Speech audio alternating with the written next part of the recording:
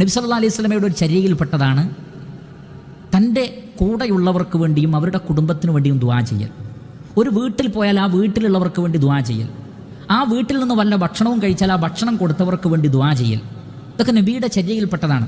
പലരും ധരിച്ചിട്ടുള്ളത് ഇത് നമുക്ക് പാടില്ലാത്തൊരു സംഭവമാണ്, നമുക്ക് പറ്റാത്തൊരു സംഭവമാണ്, അതൊക്കെ വേറെ ചില വിഭാഗത്തിനുള്ളതാണ് എന്ന്. എന്നാൽ വേറെ ആളുകൾ അതിനെ ദുരുപയോഗം ചെയ്യുകയും ആ ദുആക്ക് പൈസ വാങ്ങുകയും അതേപോലെ തന്നെ അള്ളാഹുവിൻ്റെ റസൂല് കാണിച്ചിട്ടില്ലാത്ത ചില രീതികളൊക്കെ അതിന് സ്വീകരിച്ചു എന്നതല്ലാതെ അതിൻ്റെ ഒരു ബേസ് ഉണ്ട്. ആ ബേസ് ഇസ്ലാമിലുള്ളതാണ്. ഒരു വീട്ടിൽ പോയാൽ അവിടെ ഉള്ളവർക്ക് വേണ്ടി ദുആ ചെയ്യണം. നമുക്കാരെങ്കിലും ഭക്ഷണം വാങ്ങിത്തന്നാൽ അവർക്ക് വേണ്ടി ദുആ ചെയ്യണം.